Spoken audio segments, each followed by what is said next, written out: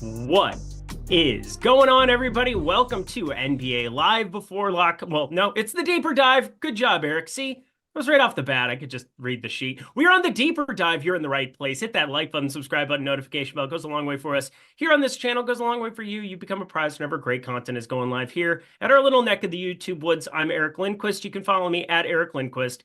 And I have the pleasure, and I do mean the pleasure, because the guy...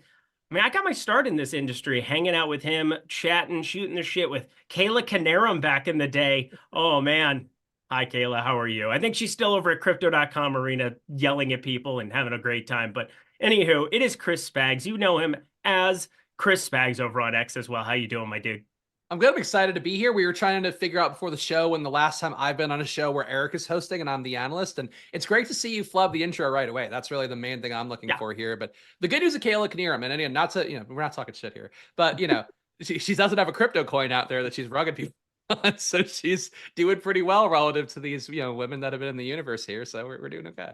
Yeah, amongst former employees here at our company, I think she's kept the straight and narrow. However, I think both of them have appeared on certain platforms. There's one platform I'm thinking of in particular. Wait, I didn't know a recent tweet. Oh yeah, I think it was like today that I think I saw that come through, and that's what made me even think about it in the first place. Wow. Oh, good for that. Look, I wish I could hop on certain platforms and just have people pay me money just to hang out and look cute in photos. We gotta actually talk and do things. That's tough, but hey, living the dream. Yep, the Fox News life. But anyway, hit that like button as we get started here. Make sure you vote next Tuesday as well. Those are important things. But we got my friend Chris Spags. I'm so excited to have him along. It's a 4-game NBA slate, so we're going to have plenty of time to shoot the shit, kick it around, do whatever. Maybe, just maybe, you get a guest appearance on this show. It is Halloween, after all. But that'll take a little finagling of the like button, that's for sure. We can't do it for any less than 400 likes. That's just not going to be a go. And if you don't know what we're talking about, it's worth the wait. That's for sure. I agree. This is one of those Matt Kajeski moments now. Oh, no, it was like, you know what? You do this to Kajeski, I'm always waiting for you. I thought you were just going to fucking launch into another segment. You're the host. You're driving the ship. You can't just leave me out to dry without a question prompt, a thing. Sometimes I'll take it from you. You got to hand the baton. I haven't gotten any better at this in 4.5 years. Let's get started. We got the first game right out of the gate. Again, good to see some familiar faces here chatting. Of course, we've got Live Before Lock coming up after this, and then NFL Live Before Lock. That's why we're getting started so early. It is an 8 p.m. Eastern time, 5 p.m. Pacific time, lock time for NBA today. So keep that a prize for yourself. I mean, we're 2.5 hours basically away from lock. So lots to get to, but we have plenty of time to do so. Starting with Milwaukee, 6.5-point favorites now taking on Memphis, and tons of injury news that's just kind of been rotating in here throughout the day. But Desmond Bane dinged himself up yesterday. That was problematic. Chris Middleton continues to be out. And now Marcus Smart going to be out for this basketball game as well. Giannis being probable, he's going to be in, and that's kind of the thing. We've seen this line kind of flip on its head. John Morant should be good to go here in this one, and that's kind of where I want to start with, because Milwaukee, even though they're the road team here, I think Memphis is going to be the one that's kind of interesting to me, purely because we have so much ownership coming in on Giannis and Lillard on a 4-game slate. There are spend-up options that make some sense, but what stands out to you even with Bane and Smart out? Because I still find it hard to land on anybody on this team. Young Scottie Pippen is really the only thing here that I'm in on a little bit. I feel like his rates have been pretty good this year. Less usage than he had last year with John Morant not in. A lot of guys, that Memphis team last year was just a rotating cast of people not playing, basically. The Pippen this year, 42% assist rate, 1.1 fantasy points per minute. I feel like he's playing pretty well at his price point. The issue with Ja is just I think Jaren Jackson, when you have him with the usage he's had over the last few years, hard to project him well enough at the salary they're giving him. Jaren Jackson at his price point, hard to project him well, given that he's kind of the same price tag he was last year without Ja Morant. The team just feels like it needs, 3 weeks of the DFS algorithm on DraftKings catching up a little bit more and pricing these guys correctly. But I think, if Ja were out, it would look great. But even with Bane out, these guys are all kind of priced appropriately besides Pippen and maybe Santi Aldama by the lowest of margins. Yeah, Santi Aldama, but there's one guy at our company right now, John Conchar, that is pulling all the ownership and all the land, point guard, small forward. Have you seen his optimal percentage in the boom bust tool today? No, I did not, actually. I just ran the Sims. 68%. We're talking like the most optimal player on the entire slate. Nearly 2/3 of the time, over 2/3 of the time, he's showing up optimal. And I think this is kind of the conversation with him. Positionality, point guard, small forward. So that's 5 different lineup spots: point guard, small forward, guard forward, and then utility that he could show up in. That's tons of opportunities to be optimal. But then the next part of this is from a minutes perspective. I think if you were to tell me we saw anybody get like a surplus of minutes in this spot, I think John Morant and Scottie Pippen playing next to each other makes a lot of sense. But like, if they want to get somebody who's going to be off ball for each of them, and they're going to like lower John Morant's minutes and let Scottie Pippen just kind of have a lot of that second unit run, John Conchar is going to be out there potentially for 24, 25. He's questionable coming into this one, but assuming he's a go, he is our most popular player and our highest optimal percentage guy on the entire slate. What do you think about him and some of these bench pieces?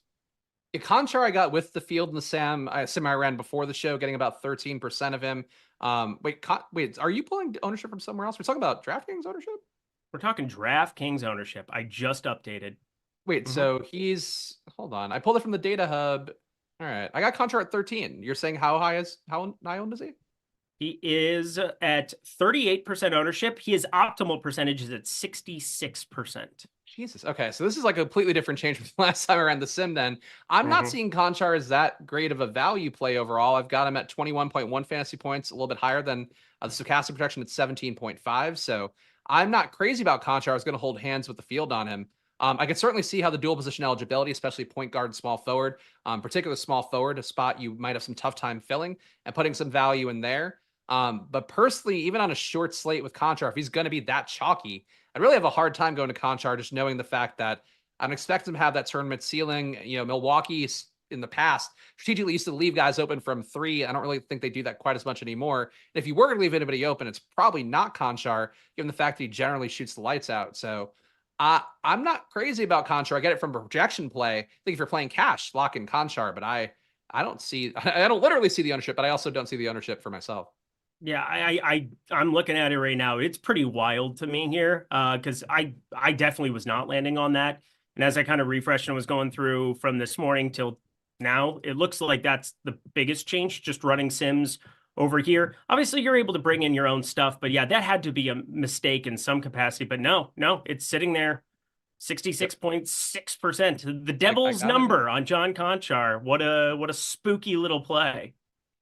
That is a spooky, and it's also like, you know, a very sim play where it's one of those where we look at and go like, oh, you could poo-poo it, but in reality, the Sims were on Tucker Craft before anybody in football. Like, this happens a lot. So I would say I never want to be the one that overrules the sim, and now I'm pulling the ownership in, and I'm baffled. But you know, hey, look, that makes lineups work. That's ultimately what it is. Yeah, I mean, Chris Dunn is like another playable sub 4K piece, but you really don't have anything else that's down there. I think it's just trying to figure out who's going to be filling in these minutes for Desmond Bane and for Marcus Smart, because that's, you know, even though they've been limited for minutes compared to years past and what we would expect, because they're both coming off of major injuries, I get a little bit worried because we've seen Huff play some, you know, alongside some of the other bigs like Brandon Clark. We've seen this Jalen Wells character eat up some minutes, 21, 23 in a couple of spots. He could end up being the guy gets a little bit extra at 3,900. Also not going to be all that crazy to say, hey, I'll turn some of that Conchar into him and maybe he gets 4 or 5 minutes more of run. There's just a lot of ways that this Memphis bench can still go to like 9, 10 guys. I mean, they have Kawamura, who we saw for Japan in the Olympics this year.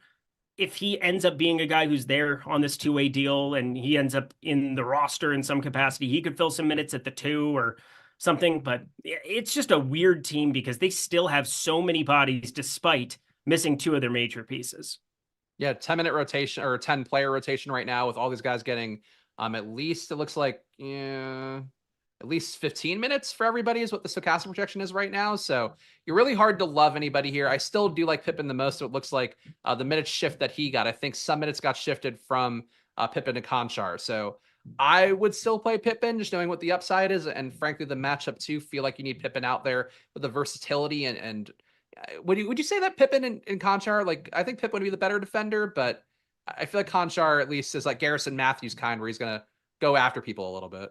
Yeah, let me kind of break down what I have for like defensive rating for each one of these guys. This is obviously not going to matter as much for DFS purposes as far as our rates go, but it's definitely going to matter as far as who can play some more minutes out there. They're pretty decent dogs here in this spot. And I'm going through John Conchar. He is a very good defender. Over the course of the last 3 seasons, north of an 85th percentile defender, an estimated skill set over on dunks and threes. I think that's probably giving him the leg up to be the starting 5. If I had to go starting 5, I think it's the regular 4, Morant, Aldama, Jackson Jr., Edey. I think Conchar ends up being the starter. If he doesn't, and ends up being Scottie Pippen, I mean, we're just going to probably be jamming whoever that 5th starter is no matter what. Yeah, I mean, I guess my bet in my mind this entire day has been that Pippen gets the minutes, because I've also just been impressed by him and how he's figured in. Like, again, last year he really dominated usage, dominated possessions, did well. Now I feel like he's fitting in as like Marcus Smart with less usage, but a little bit more assist rate. You know, obviously not as good of a defender, but that'd be the hope. I think Pippen's the first guy in personally, even based on the rotations last game where Bane went out for a little bit. They brought Pippen in. Conchar came in towards the end of the first quarter. I guess Conchar came in at the start of the second. I really think Pippen's the guy. So this is kind of throwing me for loop, the Conchar stuff, but he's got a good projection now. So I think they might be a little bit of an either or play, where one of them hits, the other one does not. It's such a weird one, man. We'll see. If Conchar doesn't start, I got to assume we're going to take his projection down from 24 to something a little bit more moderate. I mean, we're basically putting him in as a 0.9 fantasy point per minute guy for today, and it's got to be a starting situation. If he doesn't start, don't get to like 45% of him. I think he's still somebody who can fit into lineups, though. And now, the main reason that I started on that side is that, I mean, there's actual injury news. I think that's kind of the nuance of this game. Milwaukee is playing straight up. I mean, we know Chris Middleton's going to be out, but we've seen this since the beginning of the season. Everybody else on the Milwaukee side in. Do we have enough value to get up to Giannis here at 10-7 on DraftKings today, Spags? I don't think so. Sim-wise, before the show, I only got 26% Giannis, which felt like a pretty good amount relative to what you'd expect from him. And projections look pretty good, just shy of 60 fantasy points. So feels like a play normally you'd want to prioritize. Memphis as well hangs in games well enough that, especially with the spread as well being not that high in this one, 6.5 for a home team feels like it's not that bad. I would like Giannis at the spot to get his full run and have the opportunity there, but it just doesn't come up naturally that well. I feel like there's some other players as well. You know, last game on the slate, I think there's one player that projection wise, I think can get in the range of Giannis. So that's a cheaper option to go to. So I think that's probably the logic here. I like Giannis as a play. Projection wise, I got him as a 5.5x value. So there's really no issue there, but you'd have to play a lot of value plays. I don't know that you want to on this short of a slate. I'm not really getting there either. He's right now a third of the time. He's actually coming in for us a little bit under-owned, and yet I find it difficult. It's probably going to be playing hand in hand. If you have a ton of Conchar and you have him as the starter here, you're probably going to have more than the field of Giannis, I would guess. And then kind of the inverse. You take away a 3,800 piece and you have a little less that's just kind of sitting there for you. We do have late news that's waiting in the wings with Lauri Markkanen, with Bradley Beal. I don't have a crazy lean on either, but we're going to want to make some kind of stands. This is still 2 hours and 15 minutes away. I'm always talking about late swap. It's something that early on doing shows with Spags, I mean, that was kind of the one thing that, I think we probably ended up talking about the most. And I know it's a big part of the change in your process and was something that made you very, very profitable in our time together. But I think Giannis is a tough piece to get to if you're not going to be having Conchar show up. Anything else, though, because we don't have crazy ownership coming to anybody else here on their side outside of Brook Lopez.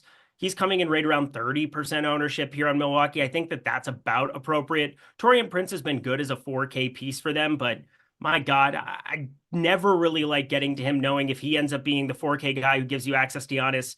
There's just so many ways that burns you, I think, in the long run. Anything else you really like from Milwaukee?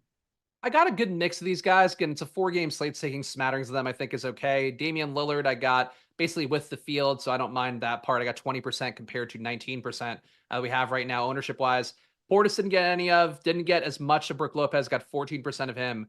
A little bit more to Gary Trent. I think Gary Trent, Taurean Prince, semi-values on the slate, even though I think Eric's point about Prince, the usage for him has been under 10% to start the year. So he's really not doing anything out there besides try and defend. But you see a 32-minute projection, a guy who historically has been closer, at least the last couple of years, been closer to like 0.65 fantasy points per minute. We are in the garbage territory, but still a player that on this slate, dual position eligibility, I think you can play.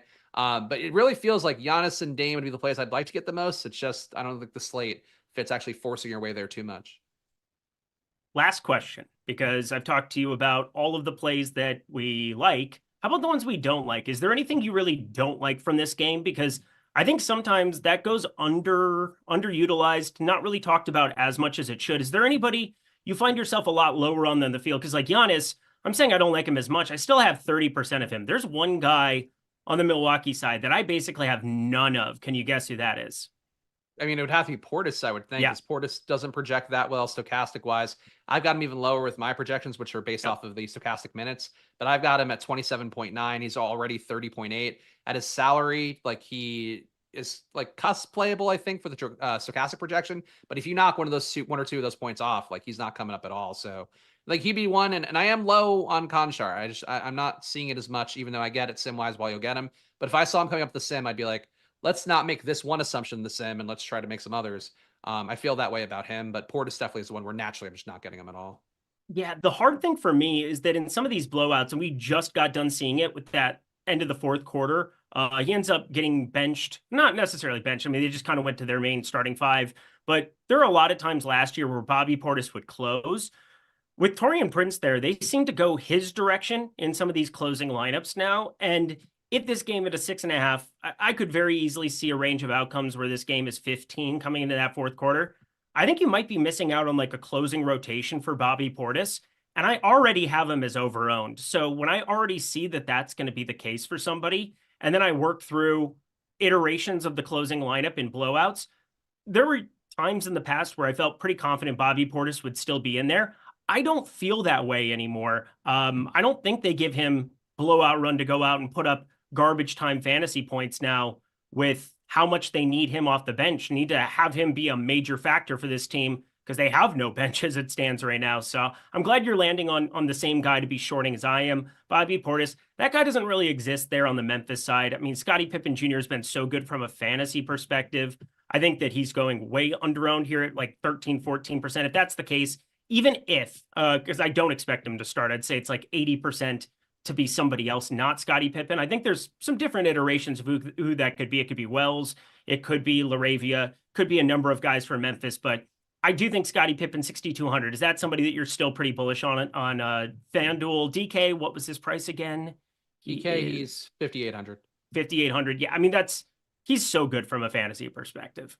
He contributes in every category. I feel like these kind of games too, having a guy who can shot create a little bit against Milwaukee, who does give you some space to work with, I think works. So I'm a believer in Scottie Pippen and the stock stuff I talked about before. He's not shooting terribly well, but for Scottie Pippen standards, 57% true shooting to start the year, I think is not that bad. I just like a guy like him in this kind of matchup where I think for Memphis, you certainly need some, shot making, but you need a little bit of secondary shot creation without Bane out there. And I think Pippen, got a 42% assist rate to start the year. It's not that far off where Ja has been, at least in the limited sample size we have so far. How many minutes do you have Ja in for? Ja, we got I have him at 29.8. Yeah, 28 for me. I just kind of trimmed it a little bit, even coming off of being out again. He hasn't played. Well, he played yesterday. Just being on the back-to-back, I took it down. He played 29 minutes yesterday. Game got a little bit out of hand, but yeah, it is dicey there. We'll see that starting lineup. We'll have plenty of time to do it. Anything else you want to touch on in this game? No, I think that's it. Honestly, I think it's a game where like these players on especially the Bucks side to me look a little bit better. This slate, not a lot of games that should have a ton of pace. I think this one might have a little bit more relative to how these guys have been playing so far this year, but it feels like a game for the most part. Apparently, if you're not getting Conchar on the Sims, nothing is like a core part of the slate, I think, overall. Yeah, we'll see. That Conchar ownership is absolutely asinine. If he ends up starting, you're going to want to get to more of him, and I understand our optimal percentage there for sure. I also understand that, yes, this is earlier than our typical NBA show, but we still got 1,000 people watching already. Smash the like button for us. Would really appreciate it. Schedule for the rest of the day, 6:30 p.m. Eastern time, 3:30 right after our show. We go to NBA Live before lock, followed by 7:30. That's going to be Spags running it back with Greg Ehrenberg, 7:30 p.m. Eastern time, 4:30 Pacific, covering just another Jets primetime game, because that's really what we all need is more Aaron Rodgers, more of these 2-6 Jets in primetime. I swear to God, Spags, are there any other Jets games in primetime this year? I'm going to lose I assume there has to be more. I mean, it's not fun, but it's also at this point, it's like about the soap opera of it all. Cause like, how is it going to go south even further? I think is a question, but I'm not a Jets believer. Two tough defenses tonight. It feels like a field goal fest, but maybe we get some scoring. This NFL this year is really the lack of wide receivers. Eric, as a best ball guy, driving me nuts. It's just the worst year that I could have imagined of football. It's catastrophic. I mean, the injuries have been absurd. And by the way, if you guys aren't checking out Splash Play, I know that Spags just went live. Hit the little subscribe button over on Splash Play. Sounds spelled exactly how it sounds. He's got it going for the NFL and now also for the NBA streets. That's fired up usually an hour before we start up the deeper dive here at Stokastic. So a nice companion piece. If you have that extra hour ahead of time, go check out my friend Spags over there on his YouTube channel. We would really appreciate that because more good press for him is more good press for us when we bring him in and pay him the big bucks to do shows. So we would appreciate that. Hope. Not the mid-sized bucks, the big bucks, big fat bucks. No, the daddy Warbucks bucks, the puppet Lindquist in the high loft bucks. Oh, I didn't want to give that away. We're going to head to the next game. Houston, 6.5-point dogs going to Dallas for this one. A game that's played pretty straight up. Steven Adams, the only piece on either team that we're waiting on in terms of injury news. I don't know what you're getting from Houston, but right now, the only guy on the Houston side that I have any of at the moment in double digits is Fred VanVleet at 7K, and I still don't even know how much I like that. He is the only one pulling any ownership north of 20%. Everybody else down here in the doldrums with a perfectly healthy Houston side. What do we even do here? I'm getting VanVleet with the field. I was getting him more earlier today. And, like the issue for VanVleet and what I worry about with him is that usage is down for him. And even compared to his Toronto days, like I roll for my projections, like a 1 year plus whatever with the current year we're in sample size, try to make it work. VanVleet over that period, 19.6% usage rate, which is the reflection of him just going down from the Houston days, going down bit by bit. We're talking about a guy before where, mid-20s at the very least in terms of getting shots up, assist rate a little bit higher, but because you have Şengün out there, because you have Jalen Green kind of coming into his zone, he's got a 31% usage rate to start the year. We're just not getting the same VanVleet, and my concern is that the current projection systems are reflecting a little bit too much of vintage VanVleet, including my own. And he's going to be chalky and he makes lineups work really well. But I'm getting a lot of VanVleet. I want to just get that speed with the field on him because I think that he's a player that just sometimes these guys, the new situation, the guy's not the same situation anymore. And the usage is not there. The assist rate's not there. I think VanVleet's going to be fine. But at his price tag, if he's like not shooting the ball as much, I don't know how he gets there. So disturbing. And think about the guys that are coming off the bench now for Houston at the guard position. They're all scoring first. Like we're going to Reed Shepherd for any kind of minutes, Cam Whitmore for any kind of minutes. Any minutes they're playing alongside VanVleet, they're going to probably be out there to shoot a little bit more going forward. I know Reed Shepherd, very, very minimal minutes, 17% usage, sitting lower than VanVleet, but we know why he would be out on the floor. It would be to do any kind of offense. I'm not going to play him by any means. He's projected for nothing. But Amin Thompson, his usage rate, 21.1% as well. I mean, all of these guys, Cam Whitmore, 27.3% in 54 minutes. He just got back here. It's so hard when you also have Jalen Green, who leads this team in usage by kind of a country mile, 5% more than Alperen Şengün on the year. It's so hard for me to look at anything with Fred VanVleet and feel optimistic. The thing that's starting to come and regulate itself is his tag. He's gone from 7,600, 7,400, now a flat 7K. And Dallas on the other side, they're defensively inclined, but not really at the guard position as much. So it's a spot that I don't love it, but I'm with you where I think VanVleet, I'm going to try to get myself to the field. And 20% VanVleet makes or breaks my slate. I don't really know what to tell you. Yeah, I'm with you on that. I think he's one of those players where I find it hard to believe he murders you, but in terms of like if you're putting in a handful of entries, which I know a lot of people do in the big tournaments, I don't know that he gives you tournament winning upside to like win the slate like that. If you're doing a responsible, balanced build, like, yeah, he should come in about 25% of the time. But if you're going for the gusto, I'm not sure he's like the good chalk on the slate. I feel like it's how I learned to view DFS with the Sims prism. I don't know if he's good chalk today, but he's probably passable chalk and good cash game chalk for sure. What do you think about Alperen Şengün's minutes? Because we've seen him now trimmed down to 26. He was in foul trouble there against San Antonio. They played them back-to-back outings. It's also a tough defensive matchup. Victor Wembanyama confirmed good at the defense, but we had seen 34, 32 minutes in some pretty wonky game scripts to start off the season. And they get Steven Adams back. And I don't really know what's going on here and why Alperen Şengün's minutes have been minimized as much. I mean, he didn't play very well in that first outing, but not really any foul troubles. Is Steven Adams being back for this team? Does that Q tag actually matter? Where like we would be boosting Alperen Şengün's projection and his minutes a little bit if he ends up out?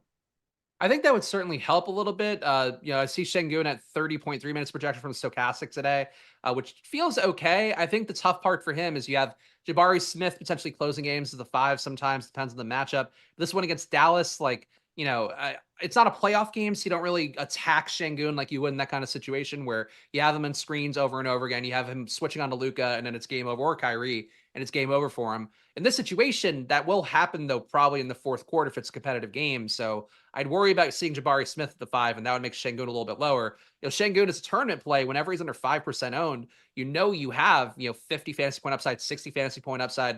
The poor man's Jokic is what I've been calling him for a few years, and I feel like we've seen that more fantasy-wise when he's played. But I do think for Şengün, there is that risk, and I don't know this is the matchup where you keep Şengün out there late, because if you're Kyrie and you're Luka, you're hunting him over and over again, and I don't think that's what you want to do if it's a close game in the fourth quarter.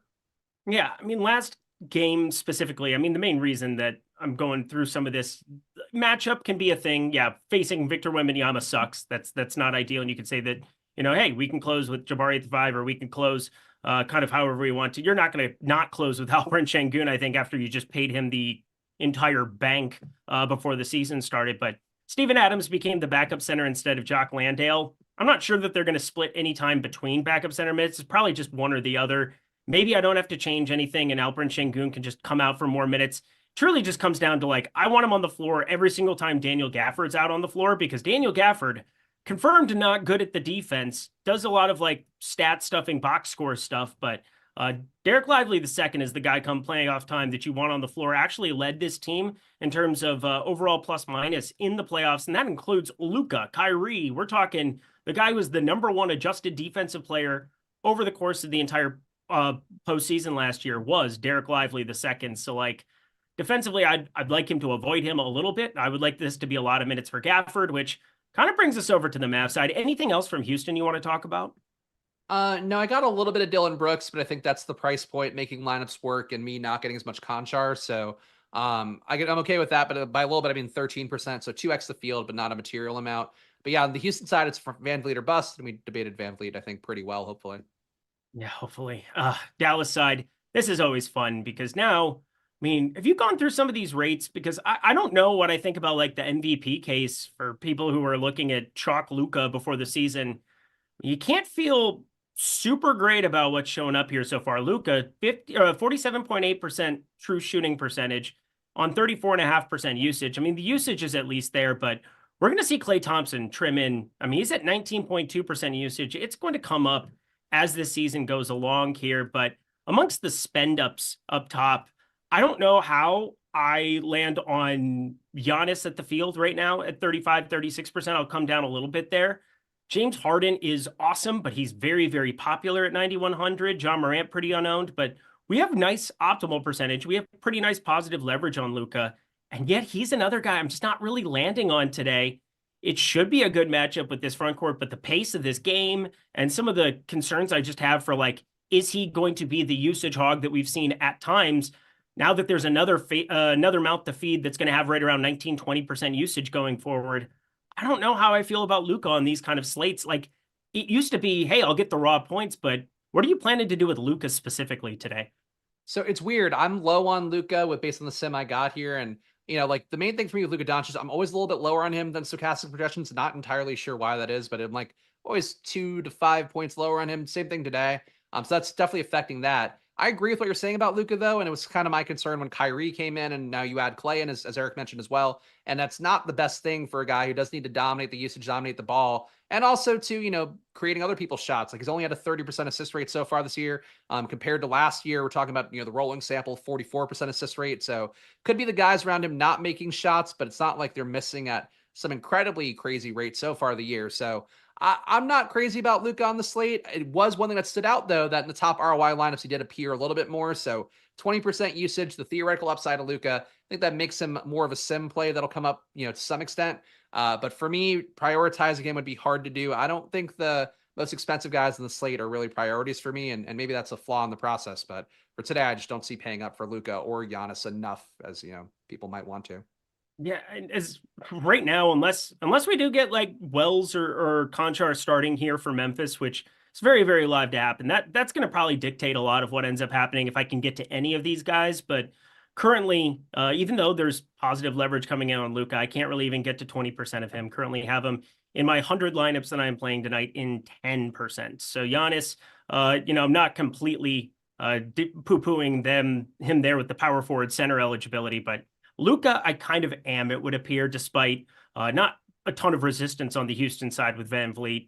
A little guy. He's just a little guy out there trying to run around, and Jalen Green for sure. But rest of this team is kind of interesting because I do think the center piece of how you kind of break out these minutes or break down these minutes between Lively and Gafford, it's going to matter kind of all year because they're never with Maxi Kleber out, they're never going to run into a spot where they're not just splitting center minutes right down the middle. Like we basically had 2 minutes against Utah where one of the two wasn't on the floor, 18 and how many was that? 21. So we had kind of a different situation against Phoenix. Phoenix went super small ball with Royce O'Neal at the 5 and just forced both of them off the floor there in a come from behind mode.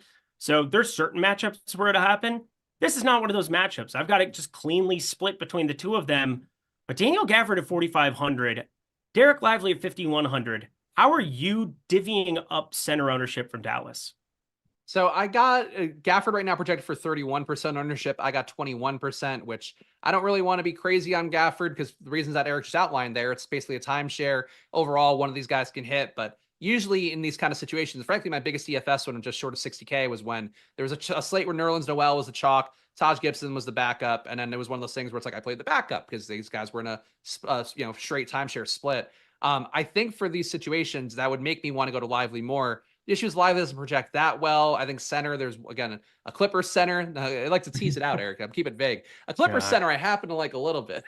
The Lord Zubats, who shall not be, we shall not say terrible things about the guy who is responsible for my 6K bank that, or what, not 6K, 6-figure bank once upon a time. I mean, Lord Zubats shall never have slander, even though yesterday I probably bank everything on FanDuel if Zubats has a normal game.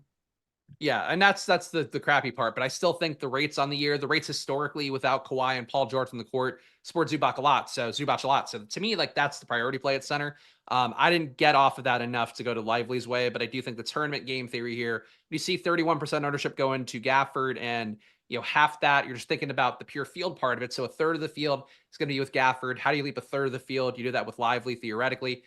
So I think that's an okay move to do in terms of the game theory of it all. But ownership wise and sim wise too, I only got 5% likely or Lively. 6% I guess would be the real number. So still getting less than Gafford, but playing some Lively just as leverage against Gafford, I think would be a wise move based on the slate today. And our most popular play on Dallas, and the guy I can't get away from in my lineups, 7,500 Kyrie Irving.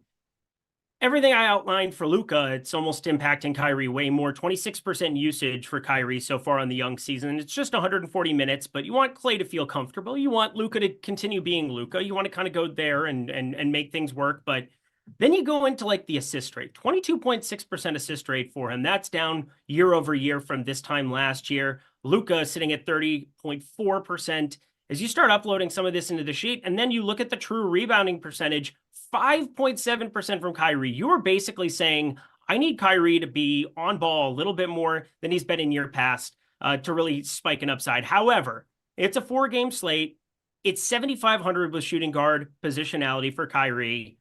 I guess I'm just going to be jamming it because he continues to put up great fantasy performances. He's been very efficient from 3, 54% from 3. That's obviously going to come down, but I find him very difficult to get away from today, Spags.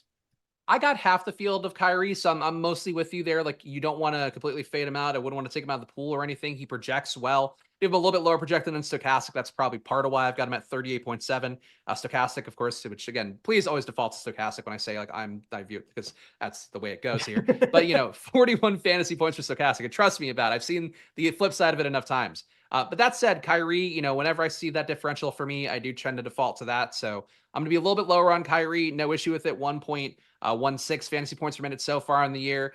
Today, I'd expect him to have 1.12 based off the projections out there. So we're not that far off. It's just I think they're a better place to go to at a little bit of price savings, a little bit less ownership on them. So that's sort of where I'm landing with Kyrie. No real issue with him, but I do think he and Luka cannibalize each other, and on a slate where they're both going to be pretty well owned on a 4-gamer, I don't really feel the need to go to either and just try to beat them somewhere else.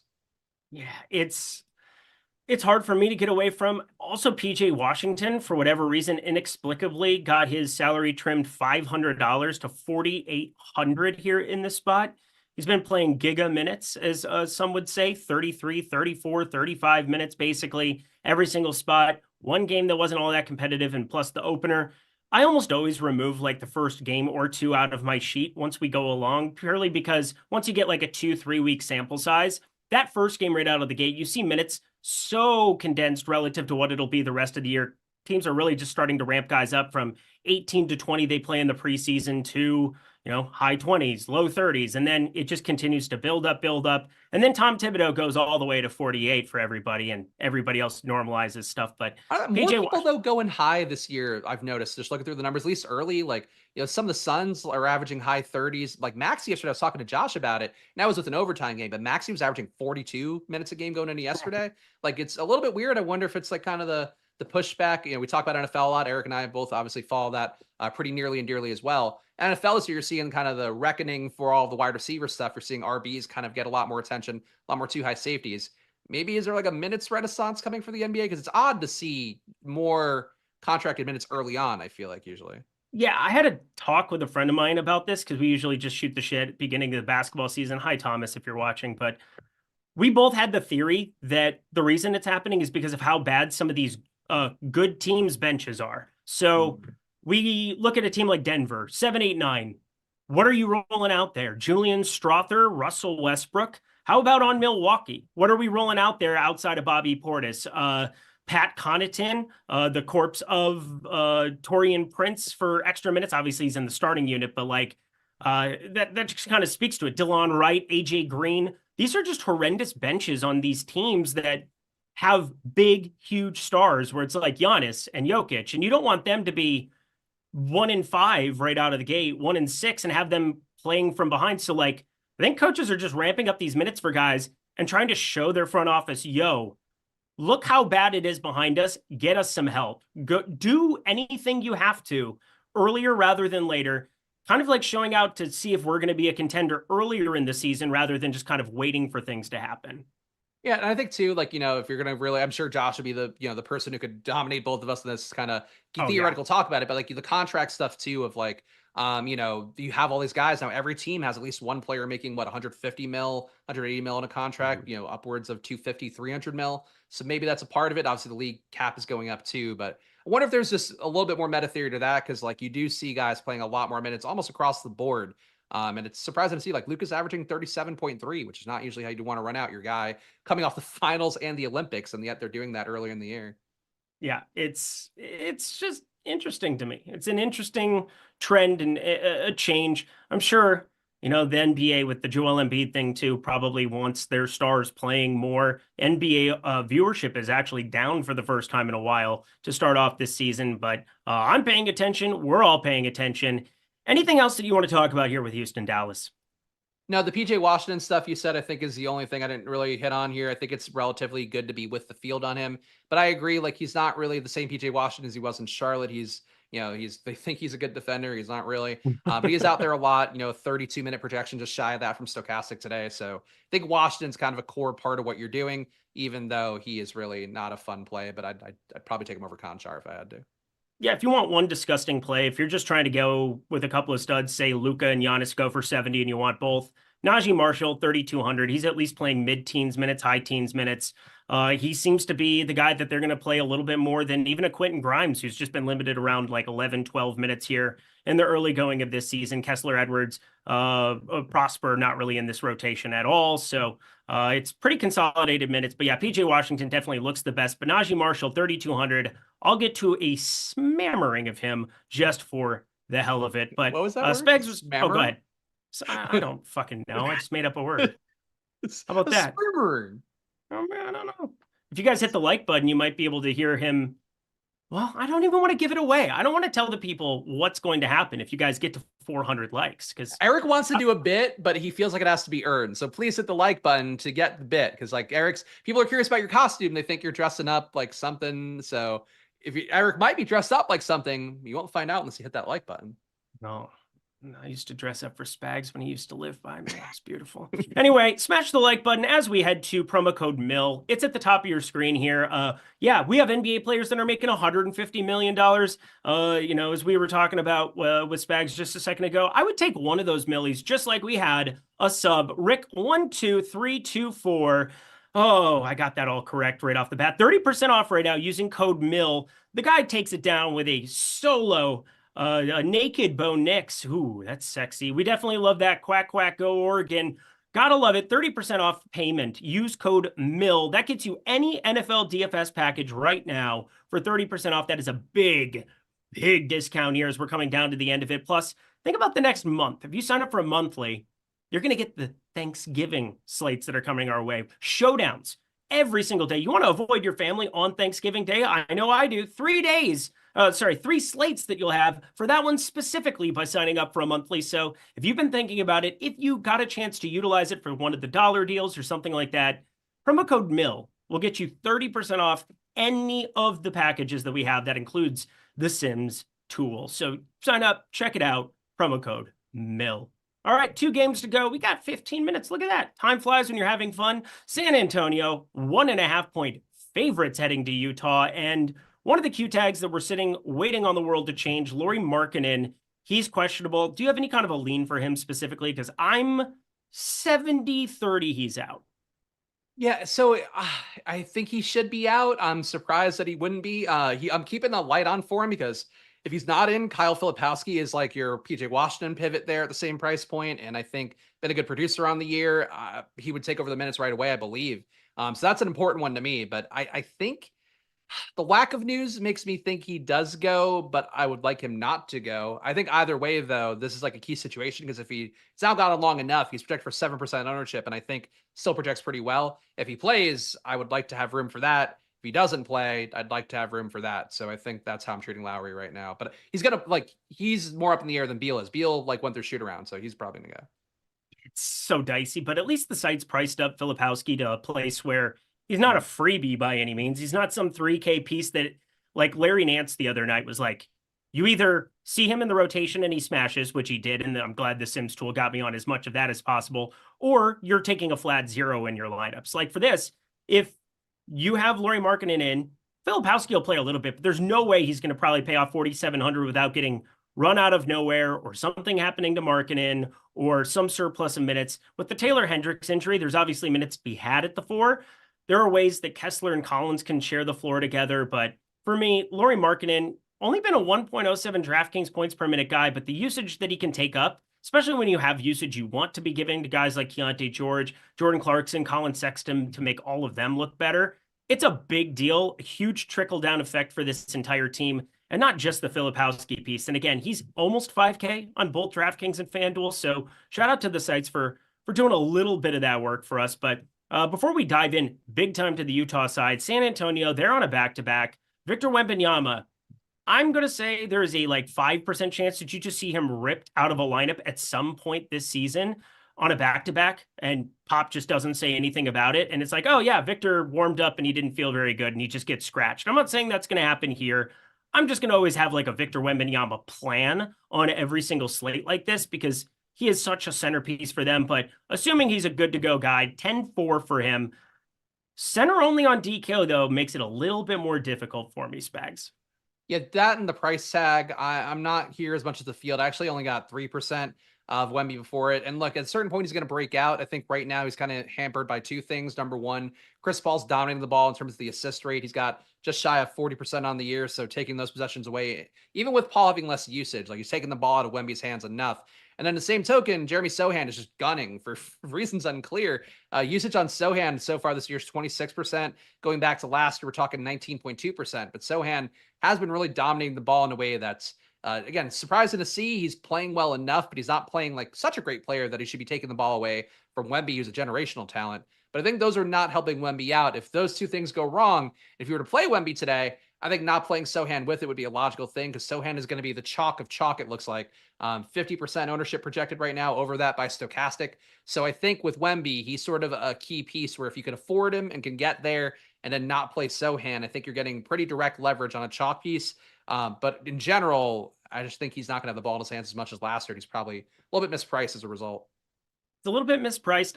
I think the big thing is just adding Chris Paul. The assist rate is going to take a plummet, and it's not going to, that extra, 1 or 2 assists that you're basically taking away from Wemby a game going forward is going to affect him, I think, in the long run. Chris Paul's had right around a 40% assist rate. That's kind of what we were expecting coming into this year. So that's kind of stabilizing. And then in the second unit, you have Stephon Castle sitting there with like a 26% assist percentage as well. So now you have another on-ball guy. Once they get Devin Vassell there, they're still going to have Victor Wembanyama as like the premier guy, but then that's going to trim usage away from Wemby. Yeah, if he's not doing it with like 4 or 5 stock games, it's going to be more difficult for Victor Wembanyama to pay off this tag this year coming around than it was last year, where he was the only sheriff in town for absolutely everything. Yeah, and he can still break slates. Like, I'm definitely not trying to say that, Right. but I think you're right. Like, once Vassell comes back in, like, that is another body there. It's going to take some shots away. Probably hurts Sohan the most, I would think, because, like, Sohan's getting this weird wing usage that's probably not correct for him. But I think for Wemby, it's just like, it's a little bit different. Last year, he was basically, Giannis with a little more center play and a little more shooting outside. And this year, I think he is just kind of, generic big man X who's got too many vets in the mix that he doesn't get the ball enough. Jeremy Sohan at 5,800. He's by far the most popular here on both sites. And again, 11% ownership, the most for any other Spur, and that is the Victor Wembanyama piece. Above or below 50% Jeremy Sohan? I am below, but he was in my highest ROI lineups. I got 46% on him. So wasn't a play forcing his way into everything, but clearly if you're with the field on him enough, like I guess might as well just go all in at that point. Yeah, I think for me, the thing is like, it's going to really dictate how Milwaukee, Memphis, Houston, and Dallas start off too, how much I end up landing on, because we have Norman Powell at 5,600, who's going to be popular from that Clippers Phoenix game as well. That's not necessarily a pivot. It's probably going to be a guy that shares a lot of lineups with it, but like, I will try to find paths to, a little bit more Tyus Jones 5,400. I might try to find paths. There's nobody really comparable in that late night hammer at forward by any means, but there's definitely some maneuverability where you can maybe get off of some of the Zubats. There's a case to be made for that. We'll talk about. You could get away from some of the Sohan ownership and try to really reduce it, especially if you don't have any of the smash pieces from the first 2 games at that point in time.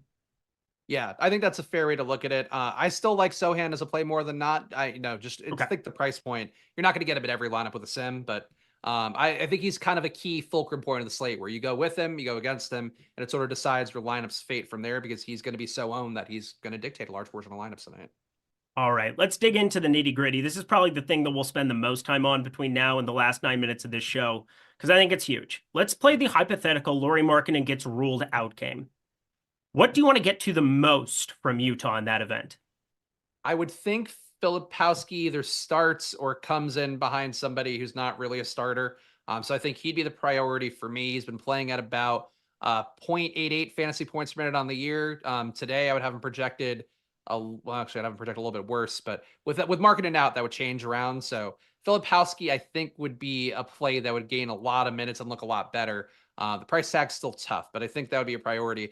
Keontae George would just look better naturally. Kessler would look better picking up some rebounds. Really, everybody in that first unit in particular has a good run of minutes. Clarkson as well has been starting. I think all these guys would look better because Markkanen has, enough usage on the board. 25% so far this year, 25% historically as well. He's leaving a lot behind not being out there. So he leaves behind structurally the shots, which I think would go Filipowski's way. But the overall usage would probably benefit George, Clarkson the most, I would think, and then Kessler probably gets a little bit of boost from the little bit of rebounding that Markkanen does. Yeah, I'm with you on pretty much everything you said there. Keontae George, I would love. The starting 5 that you had, it was basically the normal guys: Kessler, Keontae George, Jordan Clarkson, Cody Williams, and then Kyle Filipowski got added in that second half once Lauri Markkanen got ruled out for it.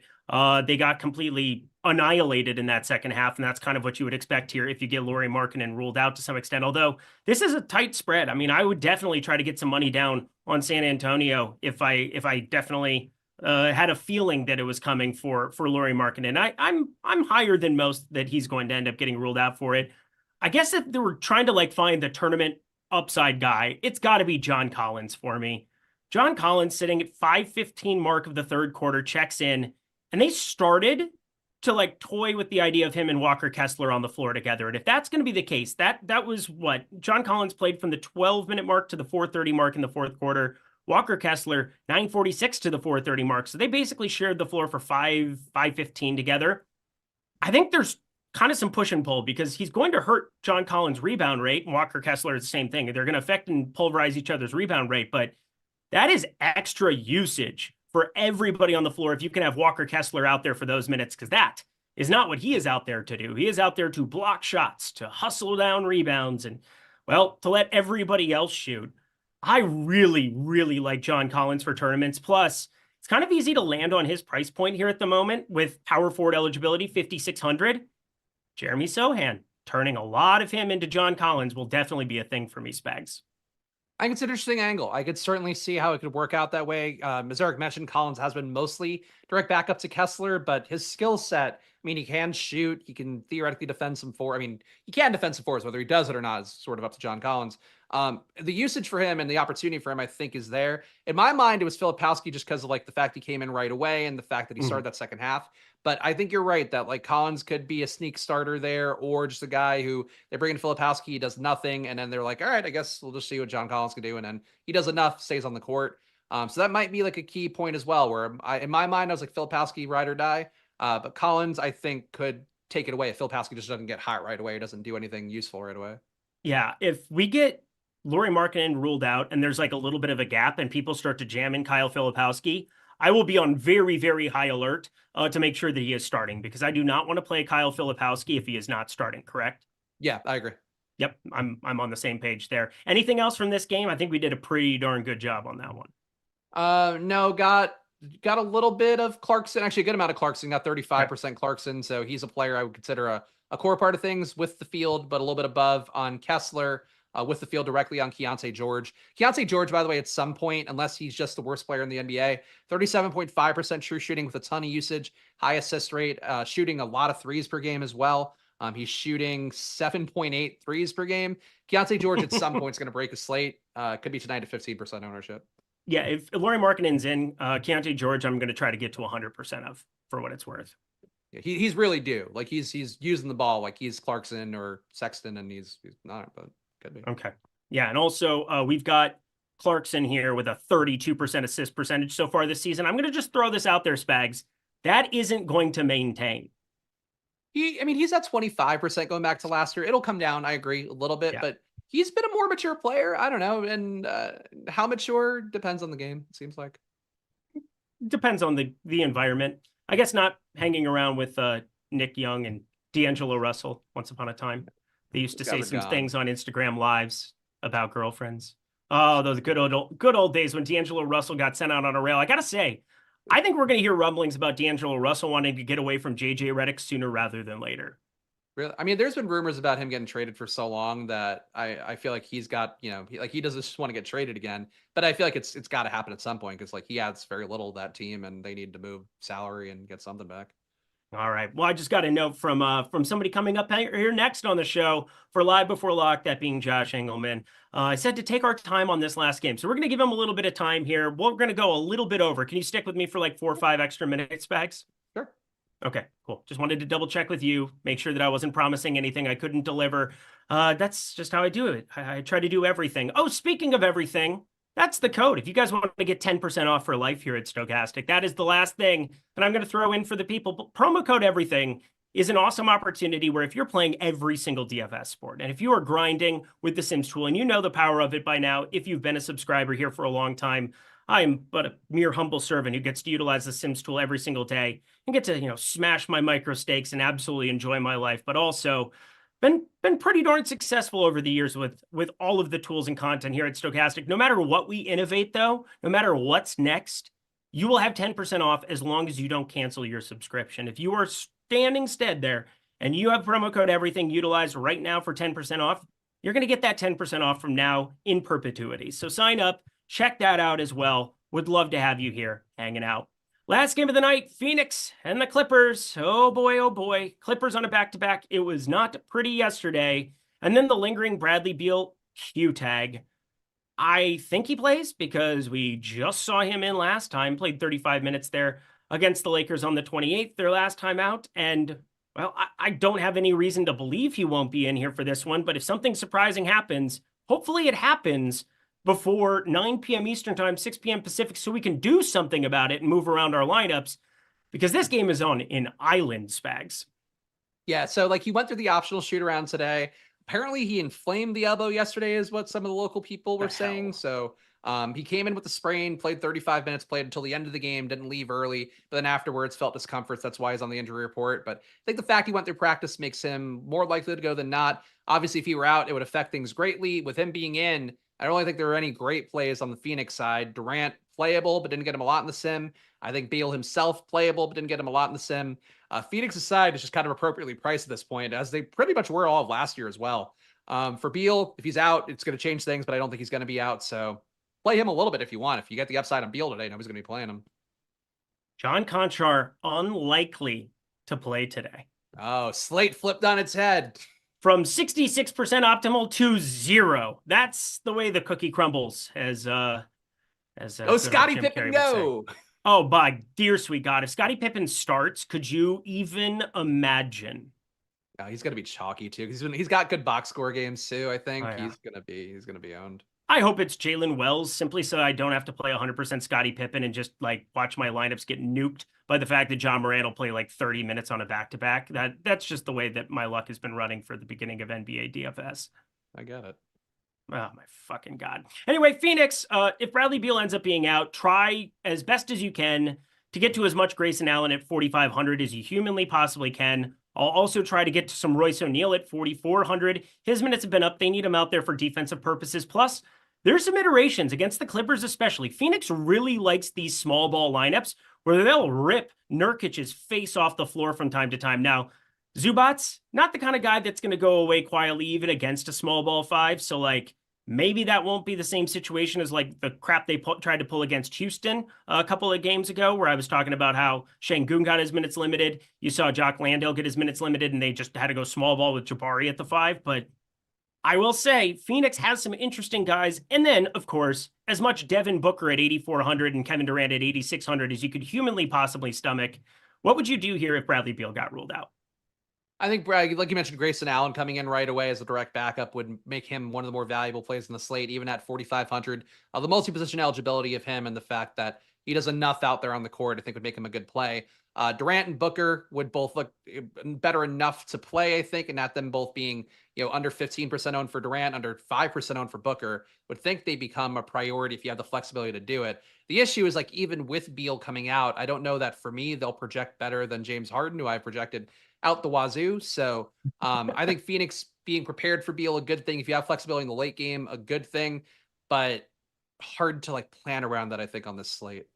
Yeah, nobody sitting there with ownership. What I'm hoping is that because of all the Clippers I have, that I will find ways to turn some of the Harden into Durant, into Beal. I was kind of playing around with that. It's not too difficult. So I will say it will matter on the timing of it, because this is an hour and a half after the game. So once we get the Lauri Markkanen news, if we don't have the Beal news yet, you've got to kind of make some decisions on what to do. I'll probably try to double up my ownership on Durant and Booker. That's kind of why when you hear me talking about Luka Doncic and Victor Wembanyama and some of these other studs we've talked about already, you've probably heard me say I'm below the field. Yeah, because the late news and the late potential I would have to turn lineups into a combination of Harden plus Durant and Beal, stuff like that, is just way, way too valuable on a small slate to pass up. Yeah, I think I would have a hard time leaving Harden to go to those guys. But I think if you have Harden +1, that's like perfect dynamic for a shootout in the fourth quarter that carries you over the finish line. So I agree. Love it. Before we get to the Clipper side, we got a couple of super chats, quick price productions. $20, any positions, dude, $20 for a super chat. You're the absolute best. I know you smashed the other day. Thank you for all your super chats all week long. Any positions/players that should be stacked today? Not something we typically think about NBA DFS. However, on a small slate, I always think it's a little bit more viable, or in the event that there's mega chalk, which there kind of is coming up with Zubac's, Harden, and Powell up next. I think there's viability to just slipping in a couple extra pieces to the late night hammer, having one or two pieces on the Phoenix side, hoping news breaks your way. So not necessarily stacking up, but trying to capture the upside of an entire game and an entire injury piece of news. I think the most interesting to me as far as a stack would be this late night one.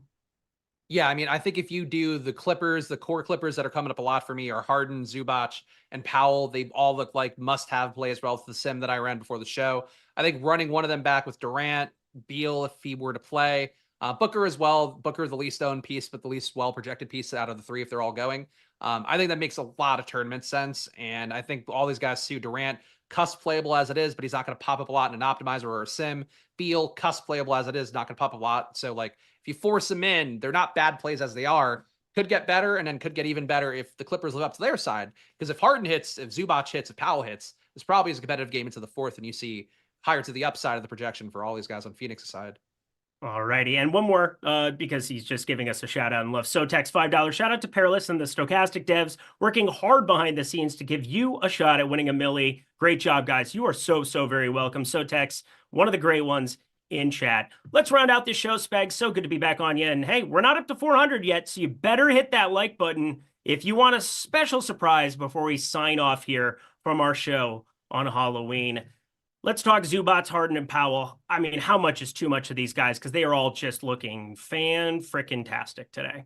So getting a ton of these guys sim-wise, got 85% Harden, 90% Zubac, 84% Powell, which is a lot. And again, assume some projection stuff here where I do have Zubac and Powell a little bit better projected than Stokastic does. In particular, Harden is the one that's a big one for me. So if you apply Harden's 2024 rates to his entire body of work the last few years, and it's a weird thing for Harden because he's played, obviously, even the last couple of years, played with the Nets guys, and last year played with Kawhi enough, played with Paul George enough. He's never really got to be the old Harden. But when these guys leave the court, he's old Harden immediately. And this year is showing it with 34% usage, 48% assist rate, 1.33 fantasy points per minute.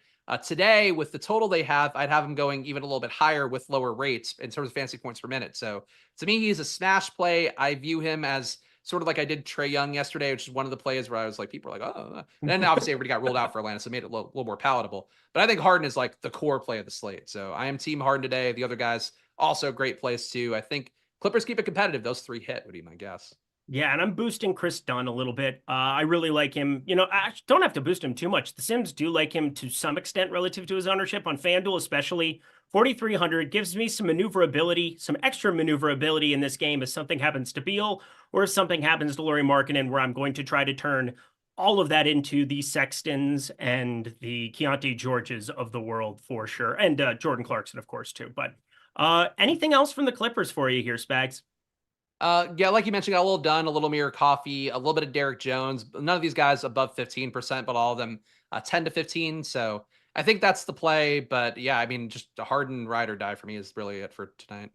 Fantasy Guru 76, member for 35 months, must play point guard and small forward on FanDuel. James Harden, I think somebody that both Spags and I are very much in love with. So we'll just kind of take the low-hanging fruit for that one. Small forward, not going to be Contra anymore because it sounds like Jenkins said he is not going to be playing basketball. That tweeted out here a second ago. So small forward, I'll say Norman Powell from that same game. Anything you want to make a note of here for Fantasy Guru 76 before we log off? No, Powell would be the one for me too. All right, let's go get ourselves the heck up out of here. Do you have anything fun going on with Luka here for Halloween? He's going on his first trick-or-treating, but I had to do the show. It's fine. I've seen him in the bingo costume he's wearing enough times here. But, the main thing for me is I think people don't realize that I haven't worn a costume on my body this entire time, but on my hand, I'm dressed like Puppet Lindquist once again. Great to see you, old friend Eric. I see you're wearing an outfit. Was that supposed to look like somebody of note? It's me. I'm Puppet Lindquist. It's me. I'm hanging out here, chatting, hanging out with Chris Spags. You don't even sound like me. I kind of sound like you. You sound like Mickey Mouse. Get out of here. This is nonsense. Oh my God. I've had to do a lot more puppet work over the last couple of years than having a child. We have a fox in the house. Frank the Fox is a union member somehow. I came up with that bit where he's like always trying to recruit Luka to the union, and now Alex chases him around doing it. So Puppet Lindquist, he's been safe here in the background. He hasn't become a child's toy yet, but I know what you all want to see. Oh my God. Get us out of here. We got to go. We got Josh Engleman coming on next. Getting out of here. Just happy Halloween, everybody. Stay safe. Good fucking A. Bye-bye. Woo.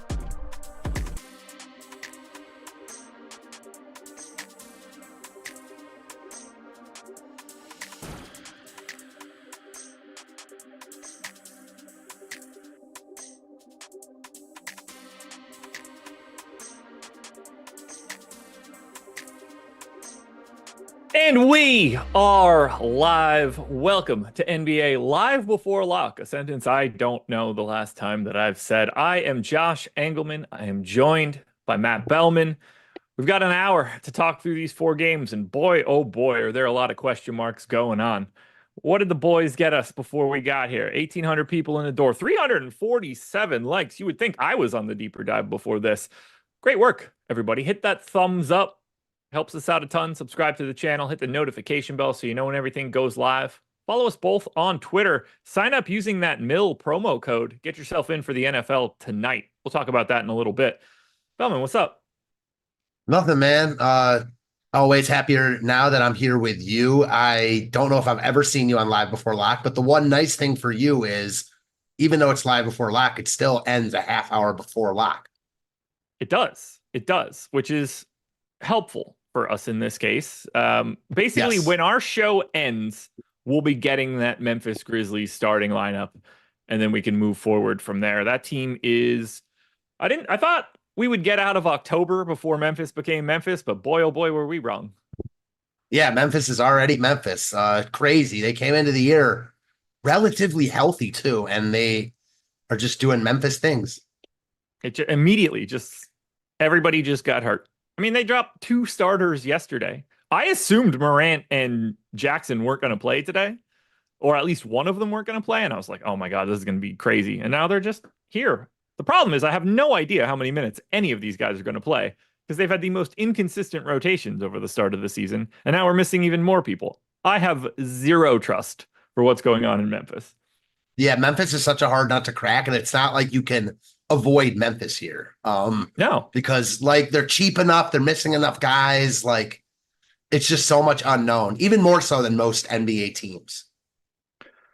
Yeah, how did Live Before Lock for me, man, feels weird. I pop in every now and again over like the past year or so, but I mean, it used to be my show. This is the only one I did. We had Adam and Laffy on the deeper dive, locked and loaded every single day. We had no deviation there, and I just followed up after it. I like switching to the deeper dive because then I don't have to build lineups while the show is on. But luckily for us in this situation, I still don't have to do that because lock is a half hour later. We got NFL coming up after this.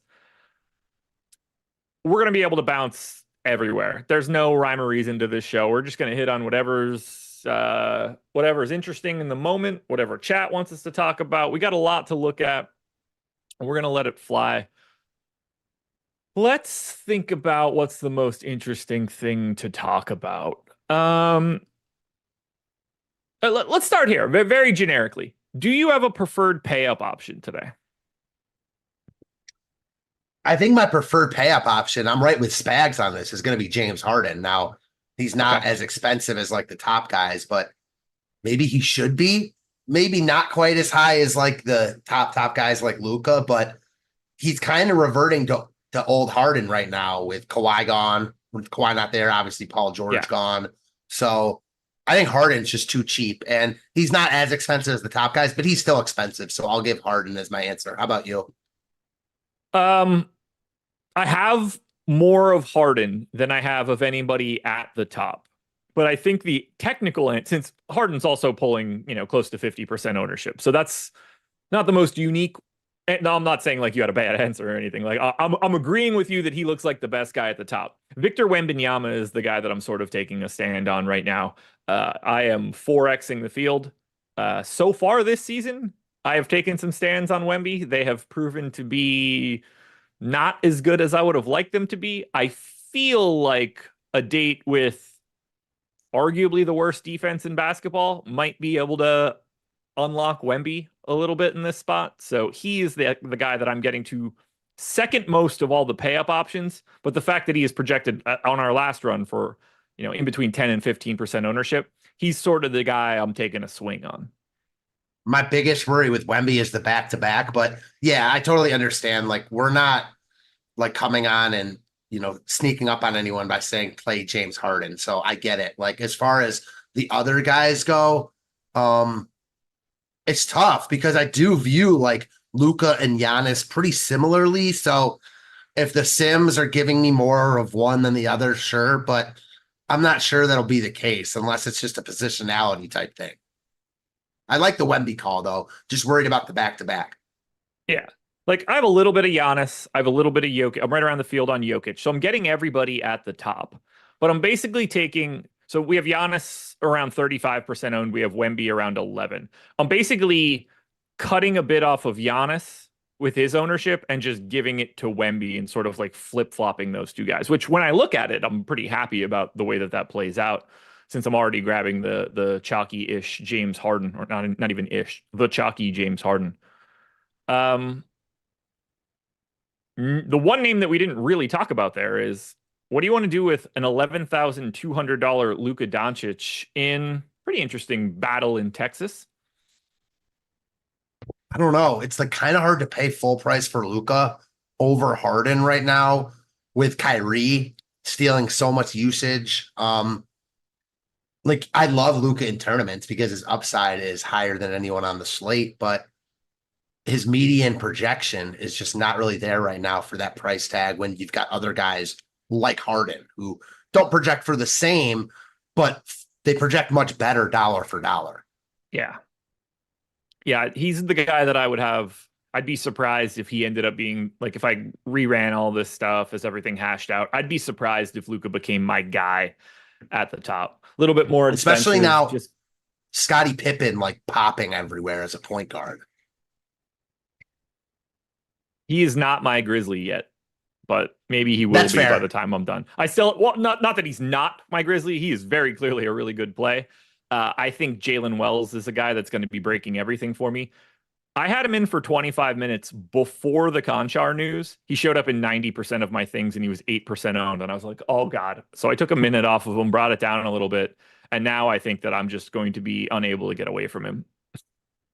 Yeah, it sounds like you were already kind of locking him in. Like, obviously, I use that word comfortably, but with Conchar out, he's just going to get that many more minutes. And especially with guys like that, like I don't want too much Memphis, but there's just a lot of ceiling with a guy that's 3,900 and not a lot of floor. I know that we don't really know what we're going to get out of Memphis so far, but I feel like we should probably at least just maybe talk about him a little generically here. Nobody was really going crazy in ownership on our previous run before Conchar got ruled out. You would expect a little bit more to be going to these guys now. They're just running out of players to give minutes to. As you're looking at Memphis, do you have an expectation of a starting lineup? I still don't expect Pippen to start. So maybe they slide Laravia in. I'm not no. I don't even really want to hypothesize because I'm not sure. How about yourself? So I think we can feel pretty comfortable, I hope, in saying Ja Morant, Jaren Jackson Jr., if they're Zach playing, yes. Edey. Those three seem like they're going to be in the starting lineup.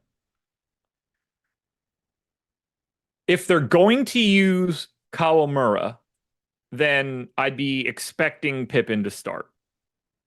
And then the next guy is either probably Laravia or Aldama. My guess is Aldama, Morant, Jackson, Pippen, and who did I miss? And Edey. And I think they're going to use Kawamura more as like as the spell for Ja Morant. Because I think we're just now, Kawamura could also not play a single second, which wouldn't surprise me. They also have Colin Castleton. I don't see a scenario where they're looking to bring in another center to play. They've already got 3 center-only dudes that they're playing. I can't imagine Castleton is getting any time here. So my guess is that Kawamura ends up seeing some of the floor, and I think that's how they redistribute the lineup. I don't have much confidence in it. Luckily, it doesn't matter. This is an 8 o'clock start. We're going to get it beforehand and be able to handle every bit of it. But I think they're at a point now where, I mean, pretty much, like, how many minutes do you think Ja plays today? That's the big question, too, because that's why I could really see what you're saying play out. Because, see, I'll take what you said a step further, and I like where you were going with that. Like, if Pippen starts, then I think that it means that Kamura, I'm not sure if I'm pronouncing that right, is going to play. And I also think that means that Ja might be playing a little bit less because they can slide Pippen over to both guard positions. They're obviously planning on working another guard in. For me, I think the most likely, and I use that term very loosely, is them just sliding Laravia in there. Yep. They need shooting. They don't necessarily need ball handling with Pippen and Morant together. I think that if they were starting their best five, Pippen would certainly be in there, but I think they like him off the bench, and it's definitely a who knows type of deal. Man, the other guy that I forgot that they were missing, also side note, was Gigi Jackson. Yeah, no Vince Williams either. Yeah, no Vince Williams, but no Gigi. Yeah, man, this team just cannot get healthy. I know.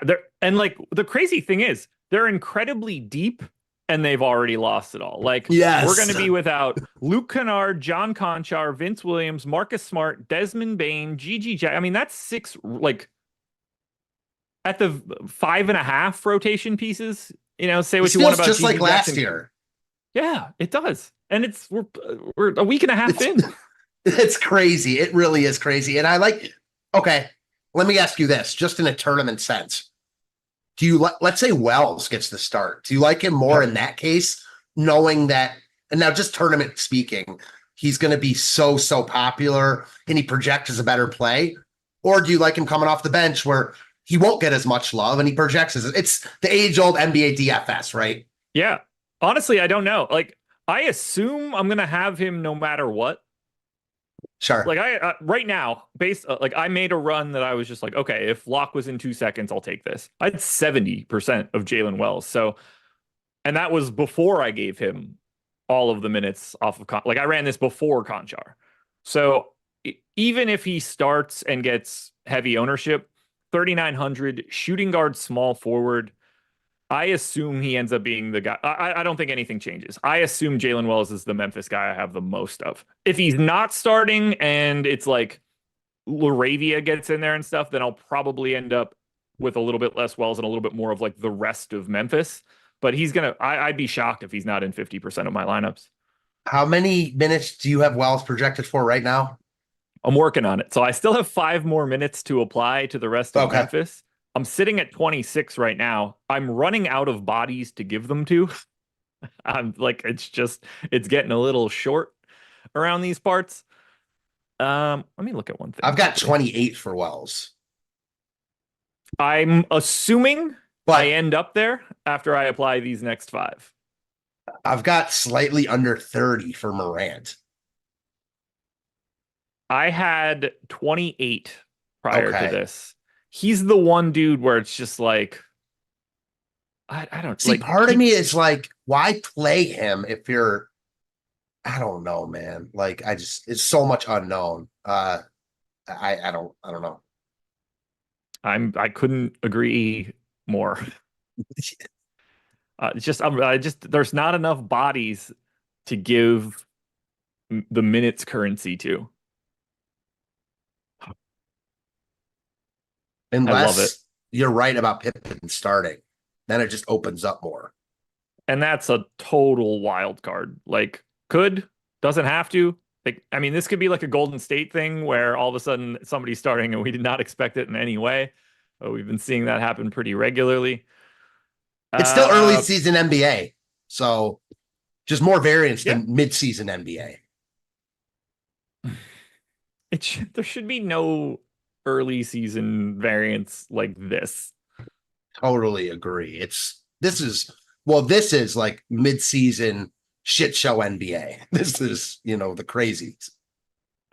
I'm trying to take a poll of the industry and see. I allocated all of my minutes. I'm definitely a little bit lighter than the industry on Wells right now.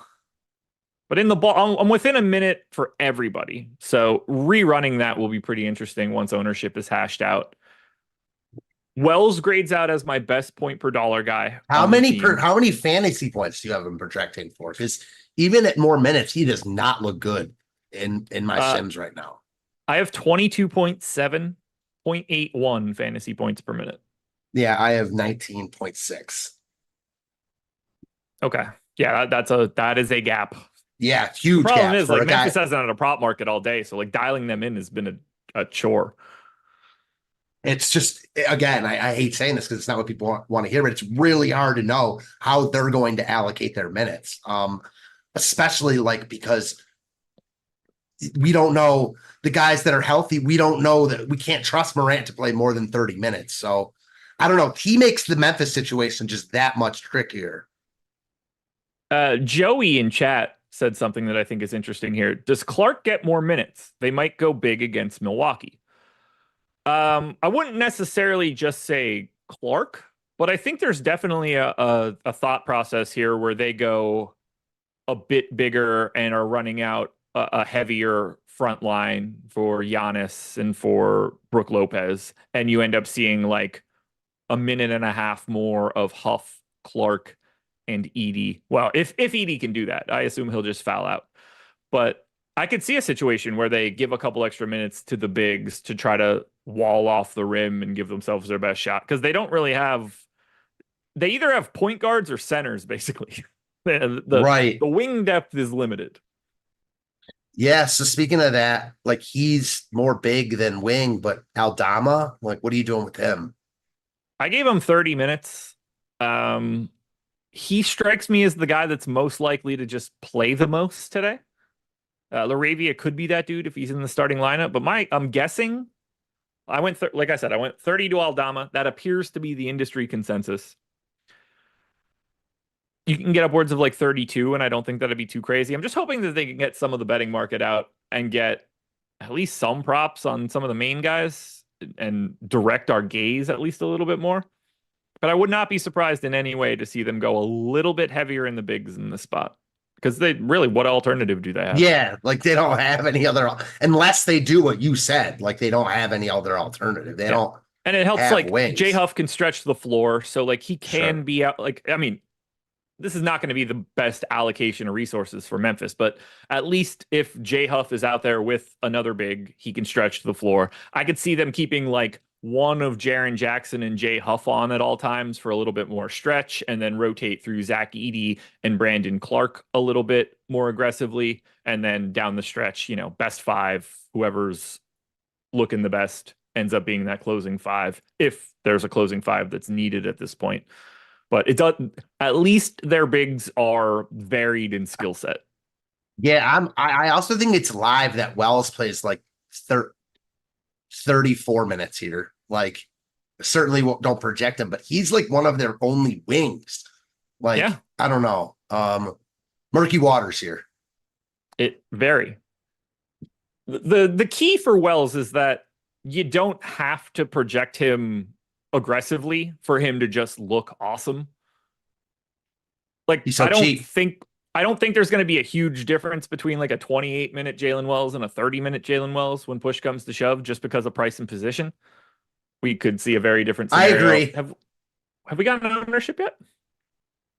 We have gotten ownership, but I still don't think it's like updated correctly, because like, for instance, right now we have Scottie Pippen at 30% or 28%. He's going to be higher than that. Maybe. Yeah, maybe not. I'm saying that out loud. Like, is he not going to be higher than that? I think it's all good. It's all a starting lineup thing. I think that ownership run is probably leaning a little bit more towards Laravia in the starting lineup than Pippen in the starting lineup.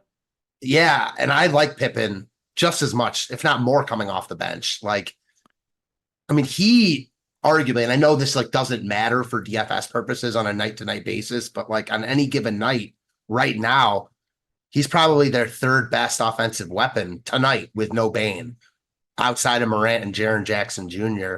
And he does a lot. And even if he comes off the bench, like if this game's competitive, I see him playing a ton of minutes here just because they're going to need his talent level to stay in this game. And it's a good matchup. I think there's points all over this game. So I like Pippen a ton coming off the bench, and the Sims do too. So it only backs it up. Price Productions hit us with the super chat or a member super chat. Yeah. I don't know what the 5 means. Have you been here for 5 years? If you have, that's awesome. Random question. What's the most points ever scored on an NBA FanDuel slate? Price Productions, thank you very much for that super chat. I have no idea. Wouldn't even know where to go to get that answer.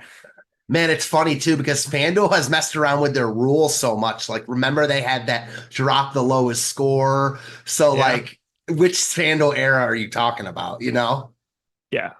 It's been, I mean, I'd love to know really what the answer is for like any random lineup, because you'll look at, big contests and stuff, but you have no idea what people are putting in like it could be a really staggering number in comparison to like the best score that ever won their big GPP. What do you mean? Like, are you saying like a night like somebody might have got it in like a 5-man on some random day, and no one would ever know that that score ever existed, but it got played on FanDuel, or like it was in a 100 person contest or something like that, where there's those records are gone. So that's true. So yeah, that's true. Because he's not asking what's like the highest possible lineup on any given day. Like, what's the actual highest lineup? And really, there is no way to find that out because of exactly what if someone just played a head-to-head and just entered the nut lineup in that, like on that one. Yeah, you're so right. The first day of the MLB season 4 years ago, maybe 5 years ago, I had the highest score that I could find anywhere on FanDuel in any contest. And I had live before lock that night. So this was at a time where I didn't go, like I didn't put any sort of heavy volume into anything on days where I had live before lock. If I wasn't on the show, I would have just been in the main because it was opening night of the baseball season. Cost me $100,000. Of course it did. Of course. No, it's the worst. That's just the worst. I won the quarter, so I think I won like $500. Yeah. I had a similar thing happen to me in the baseball millie. I don't know if I was telling you, like towards the end of the season, they had that big like 3-3-3 millie or whatever. Yeah. I played one lineup in it, and I was like tinkering with my lineup a little bit. And of course, the one I played didn't cash, and the one that I was tinkering with would have taken it down, and it would have taken it down on a Josh Young grand slam, like an extra innings to win the game. And at that point, I was like, okay, I wouldn't have won it. I would have gotten second. Like, that's fine, but whatever. And then he hits the grand, and I'm like, I couldn't. I'm sure you can imagine the feeling. Yes, absolutely. Ben Snappin hit us with the super chat as well. He said, fellas, what it do? Couple must have in single entry, please and thanks. I think you're gonna like at least two of Jeremy Sohan, Ivica Zubac, James Harden are like pretty well musts, if not all three, especially because Sohan and Zubac aren't exactly at price points that are like problematic to get away from. Harden is sort of that dude. Something from Memphis is going to be the answer to that question. Currently, it's hard to know. Say that answer is probably Jake LaRavia based on the ownership, but doesn't have to be. Also, like Norman Powell. Yeah, 36% owned right now. I'm trying to look. It's hard like because we don't know about Memphis. Yeah, I'm trying to look like up and down the positional spectrum. I mean, Kyrie is very heavily owned on DraftKings right now. He's not someone that I am getting to at this moment, so he's not going to be my vote of confidence here, but I'm a big Fred VanVleet guy for today, if anybody cares. I care. Thank you. Alex Morris. Josh, do you think Mugbo is 6'6" or 6'8"? Well, the answer appears to be 6'6". Why is that a question? We were talking about it yesterday. I'll play back. Oh, wow. So prior to starting the show, the sim that I had 40% of John Conchar. So things will start to look a little bit different rerunning that bad boy. Is there a team you like a lot today?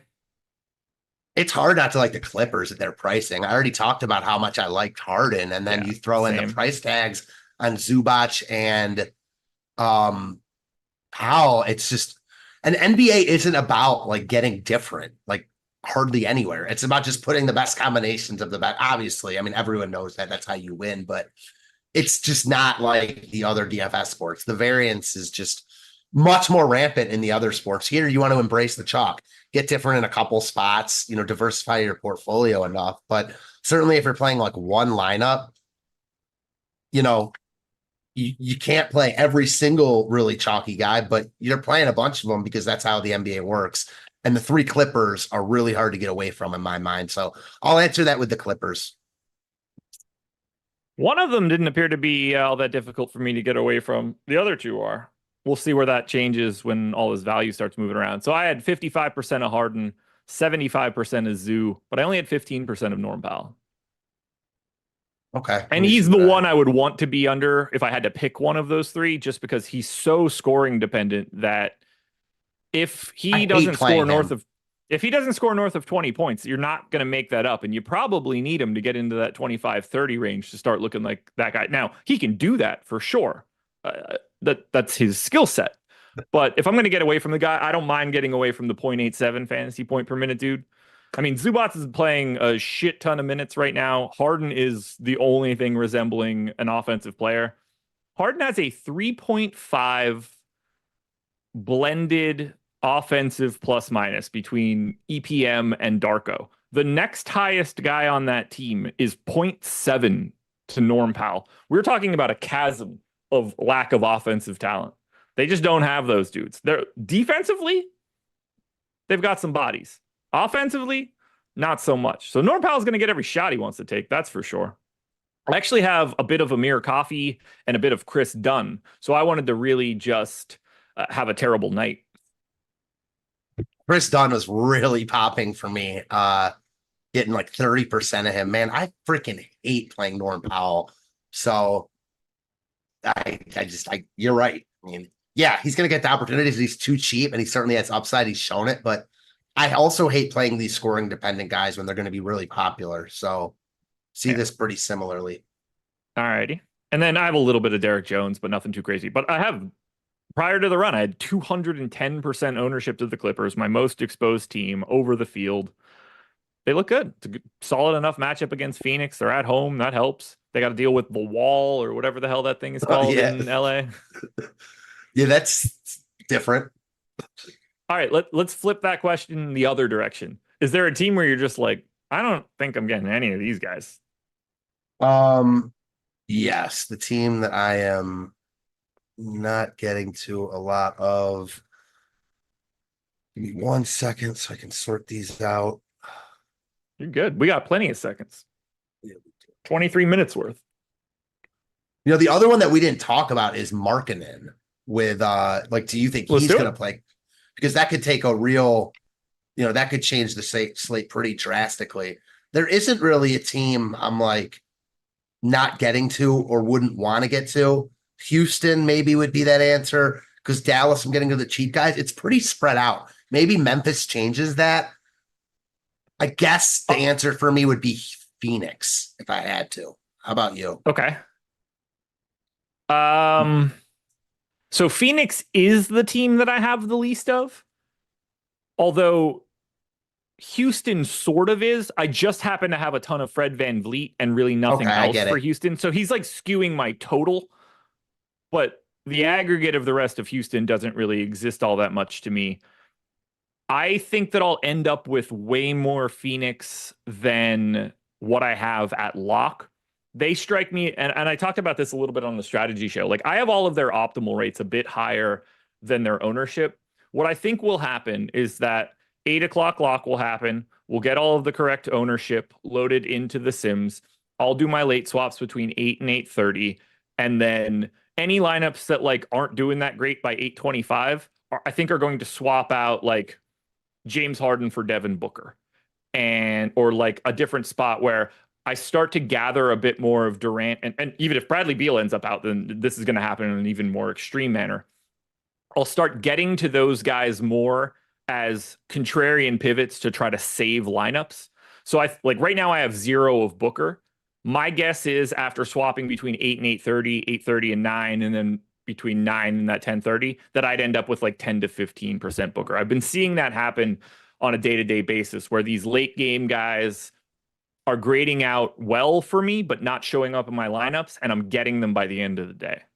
Yeah, that makes so much sense. If I were playing 150 tonight, that's exactly how I'd play it.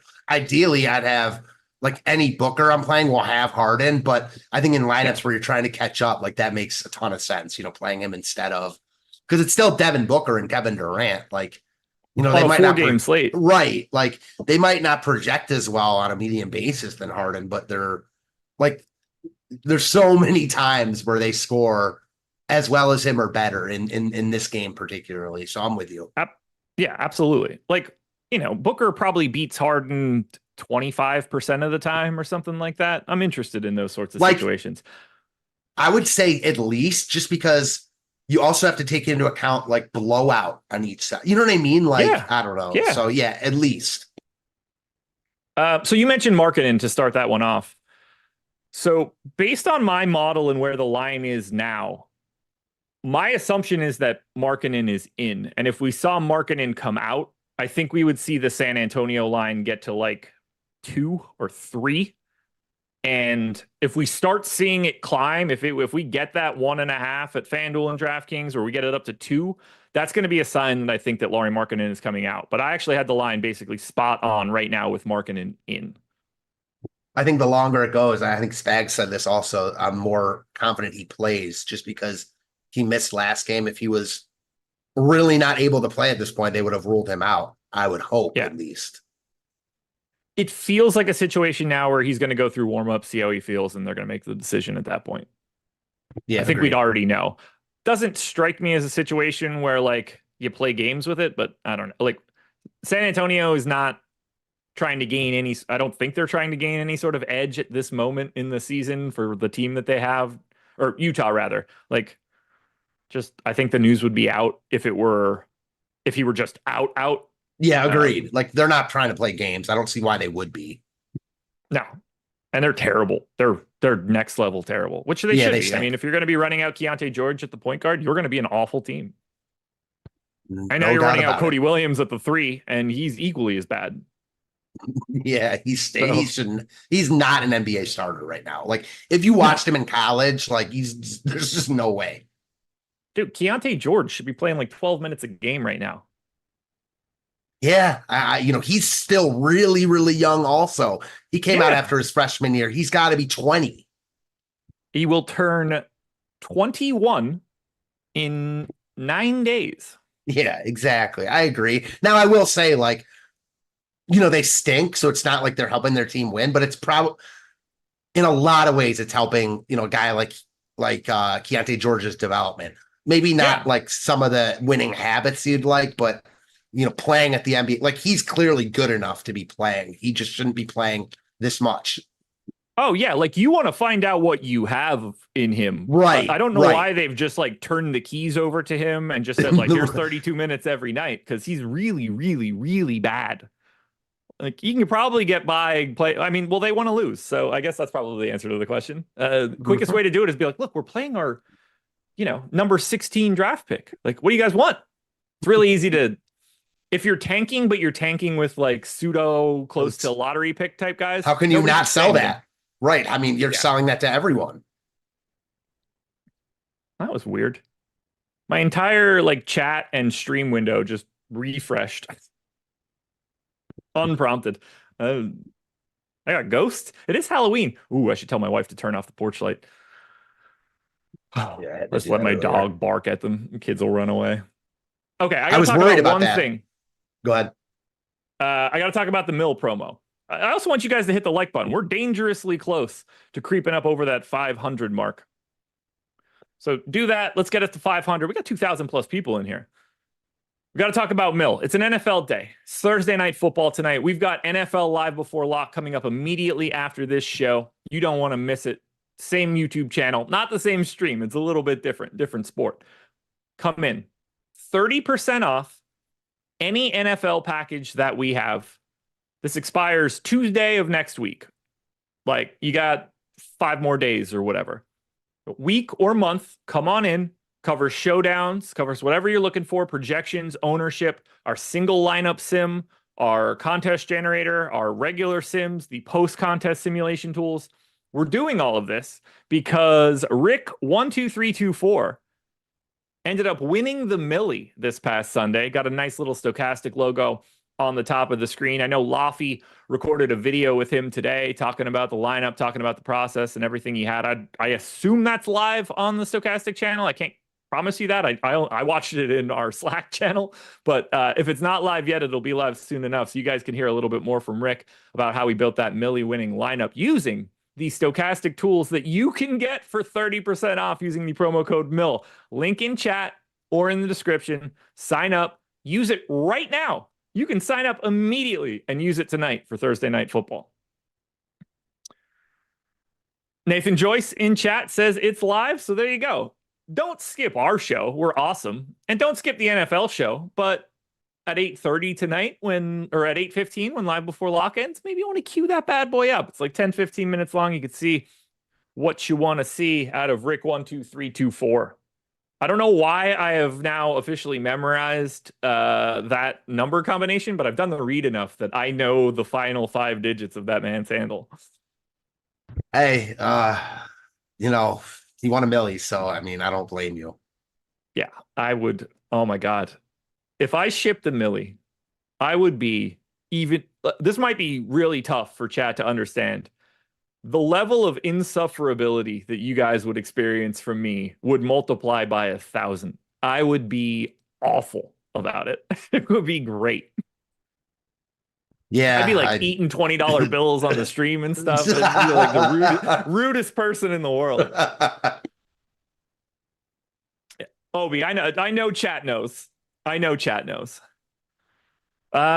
Is there a team Okay, so we sort of talked about marketing. Do you like anything from Utah? Because we do have Jordan Clarkson pulling a lot of ownership, and on my previous run, I didn't get him once. I really don't like anything from Utah unless he doesn't play. And then you've got like Filipowski who emerges, but I don't love Utah in this spot. No. 4-game slate. So, you know, all their starter / Jordan Clarkson in play, but it would take Markkanen being out for me to really want to get there. Only guy I really had was Markkanen. I was 2xing the field last time I ran it. Fine by me. He's really good. Kind of want to see him in a Spurs uniform in the future. We'll see what the trade market looks for him next year because he can't be traded this year. But other than that, like, unless Markkanen is out, I will have very limited exposure to the Utah Jazz. And it makes me feel good if I'm getting to a bit more Markkanen than the field, considering I do have a pretty good stand on Wemby and Sohan. I think those guys run hand in hand. I'm with you. I am terrified to click run simulation right now. I have all my projections and stuff updated, and I'm dropping my updated projections into our sim tool right now. I think I'm going to see some names that turn my stomach. Yeah, I would imagine. All right. What else can we touch on? Chat, if you have anything you guys are really curious about, don't be afraid to drop those questions into chat. We can hit whatever you want right now. So let's see. Milwaukee and Memphis. I think we've largely covered. All right, let's talk about Dallas because they are pulling a ton of ownership. Kyrie's at 40, Luka's at 20, PJ Washington's at 25, Gafford's at like 25, Lively's at like 20. I'm all over the place on Dallas in like comparison to the ownership that's coming in. Guy I actually have the most of is PJ Washington. Yeah, same. I was getting to a bunch of PJ Washington and Gafford just because of their prices. Again, not that I love them, but they're really cheap. So in my top 300 lineups, I'm getting to 30+% Gafford and yeah, almost 50% PJ Washington. I'm hoping that changes, you know, as we get the Memphis news, but man, he's just too cheap. He is. 4,800 is silly. Although, you know, he's a 0.8 guy, so a little scary, but I wish he had another position. He doesn't really play another position. So, I mean, for all intents and purposes, he should be just power forward only. I just prefer an MPE. But I was 2xing him, not getting to Kyrie. I don't love that. You know, at 7,500, I think that's a really nice price tag. He grades out really well. It just appears that like that's the fade that's creating a little bit more ROI for me. Neutral to Luka, neutral to Lively, a bit under the field on Gafford, which I'm pretty happy about. If Derek Lively doesn't get limited in any way, I think we're only ever going to really see Gafford play like 20, 21 minutes. I'll take my chances somewhere. He's great. He's a 1.1 fantasy point per minute guy. I don't mind having him in lineups. But if he's going to be pulling 10% more ownership than Derek Lively, I just kind of don't want as much Daniel Gafford at that point. I'm with you. I don't really get excited about either of them when they're both there. So No. I mean, it's hard to get excited about anything on Dallas when they're fully healthy. They're all in play because they're a really good team. And Luka can go off on any night, but then you've got Kyrie. Kyrie is getting to the point where he's like almost cheap enough to really want, but with Luka there, it's hard to prioritize him. And then the bigs are all a little bit too cheap, but they're all just there. I finished my sim. I have 100% Jalen Wells. I mean, you had 90 before, so like, yeah, that's no surprise. Yeah, nope, not a shock at all. Zubats, Sohan, Harden are the next three. PJ Washington, Scottie Pippen, Chris Dunn, and then Victor Wembanyama, 35%. So I'm pretty aggressively fading at this moment, at least. Jake LaRavia, scary. I'm half the field of Giannis, so that's maintaining. I have 10% of Kyrie, low on Gafford, low on the 22% owned Taurean Prince. And then I have 0 Santi Aldama still, which terrifies me. But again, Memphis starting lineup, we'll hash this out a little bit. I'll be moving 1 or 2 minutes around just to figure it all out. I'm going to look through chat right now, see if anybody has anything. King asked if he could play Likely and Gafford in the same lineup in a GPP. Absolutely. Let's see. Dunn and Wells in the same lineup? Yeah. Look, on a 4-game slate, any two people can be in the same lineup. Especially in the days of... they don't even play on the same team, though. No, they don't. With the simulation era ahead of us, there are no no's anymore. To me, at least. I think we're past the you can't play this guy with that guy. Because there's a positive ROI lineup to be found with every single combination. It's out there. So because the lack of ownership that those two combined players are getting, it's all math. Ooh, so what's up? There's your news. Lauri Markkanen out. Okay, I'm glad we're getting it now because that's a 9:00 game, and that really affects the early part of this slate. I can't wait to see what that does. What do you expect it to do? I want to tell everybody to immediately go bet San Antonio if you can get -1. But yeah, let's talk through it. This will probably be the last thing that we do. It's about to be 7:23 right now, so we got a couple more minutes before we got to duck out. Let's hash through it. So if we take Markkanen out, do you think that Kyle Filipowski starts at the 4? I do. Holy shit. They're going to go Keontae George. They're going to have Keontae George, Cody Williams, and Kyle Filipowski in the starting lineup. Rookie second year guy. Seems awful. All right. I'm going to bump Kyle Filipowski to 26. I want to fill the minutes quickly and see what the line moves to. I think Sensabaugh pretty much has to play a little bit more. Maybe we get a minute or two of Collins alongside of Kessler. They didn't do it at all last time out, so I don't want to get too aggressive projecting something like that. Who else got in for Utah most recently that we can think about? Sensabaugh. You said Sensabaugh. Yeah. Juzang is probably now about to play like 16 minutes or so. It's still so much math. Look, they have not been playing Sexton and Clarkson alongside of each other at all. They were direct backups to each other against Sacramento. I do wonder if they didn't do it in the second half after Markkanen was gone either. I do wonder if they try to just create a little bit more offense without him and give those guys 1 or 2 minutes alongside of each other. But I don't really think this moves Keontae George, Patty Mills, Sexton, Clarkson. I don't think it really moves Cody Williams. I think it's just got to be all like the extra dudes. Sensabaugh gets more. Juzang steps into the lineup. I could see maybe a rotation of Drew Eubanks if they go to a little bit of John Collins at the 4. I don't think that would be too crazy. So I just pretty quickly readjusted all of these minutes. I haven't adjusted any rates. That doesn't matter for me right now. So like I said, I had the line basically at 0. I now have the Spurs favored by 3.5. So I'm curious to see if we see that line get to 2 or 3. I think we will. Because I definitely think in these situations, the line is already baking in some of the no. So like, I think no line whatsoever was correct. It was already showing as -1, which is like, oh, Lauri Markkanen, 35% to not play today. So it's never going to be the extreme of like, it goes from this to this and you get all of it. It's always a portion unless the news is like completely out of nowhere. For a questionable guy all day, it's already baked into the price a little bit. But I think you're going to get a point to the good. Oh, it's up to 2.5 on FanDuel right now. Ding, ding, ding. Nailed it.